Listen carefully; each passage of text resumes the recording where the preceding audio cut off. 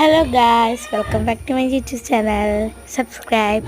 അപ്പോൾ ഇന്ന് ഞാൻ ഉണ്ടാക്കാൻ പോകുന്നത് പാസ്തയാണ്. അതിനരിഞ്ഞ് വെച്ചാൽ തക്കാളി, സബോള, ബീൻസ്, പിന്നെ ക്യാരറ്റ് ഉണ്ട് കേട്ടോ. അപ്പോൾ ഉപ്പും മുളക് പൊടി മസാലപ്പൊടിയാണ്. പിന്നെ നമ്മുടെ അടുത്ത് പാസ്ത ഇരിക്കുന്നുണ്ട് കേട്ടോ.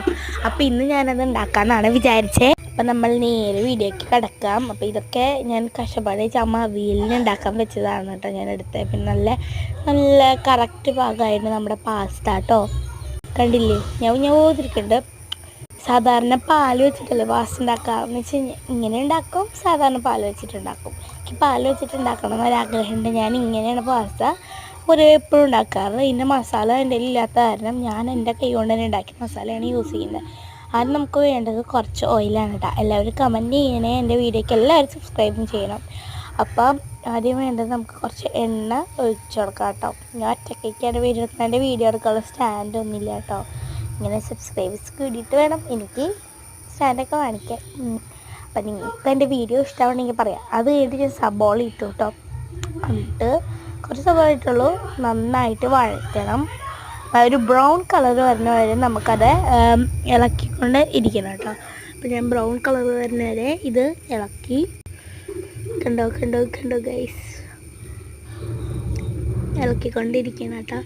അതിന് ശേഷം നമ്മൾ ചെയ്യേണ്ടതെന്ന് വെച്ച് കഴിഞ്ഞാൽ നമ്മുടെ ക്യാരറ്റും ഇതൊക്കെ അരിഞ്ഞ് വെച്ചിട്ടുണ്ടല്ലോ, അതിലേക്ക് നമ്മുടെ ഈ ബ്രൗണായി വരുന്ന സബോളയിലേക്ക് നമ്മുടെ ക്യാരറ്റ് ഇട്ട് കൊടുക്കണം. ക്യാരറ്റ് ഞാൻ വിതറിയാണ് ഇട്ട് കൊടുത്തത്. ഇങ്ങനെ ഇട്ട് കൊടുത്താലും കുഴപ്പമില്ല.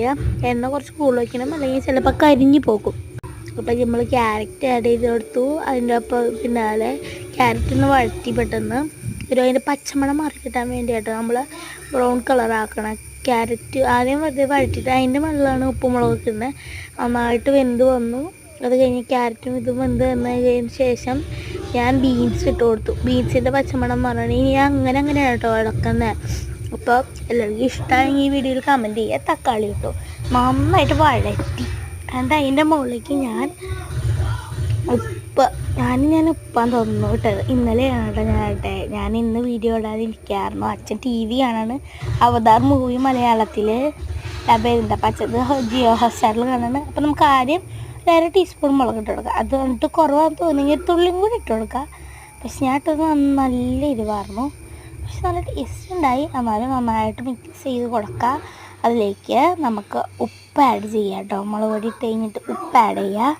എല്ലാം ആഡ് ചെയ്ത് കഴിഞ്ഞിട്ട് എനിക്ക് ഫുൾ വീഡിയോ ഇടാൻ കിട്ടിയില്ല കേട്ടോ. അപ്പോൾ ഞാനെല്ലാം അവസാനം ഇപ്പോൾ എല്ലാം മിക്സ് ചെയ്ത് അതിൻ്റെ ടേസ്റ്റ് വരുമ്പോൾ നമ്മുടെ പാസ്ത ഇടാം. Tasty pasta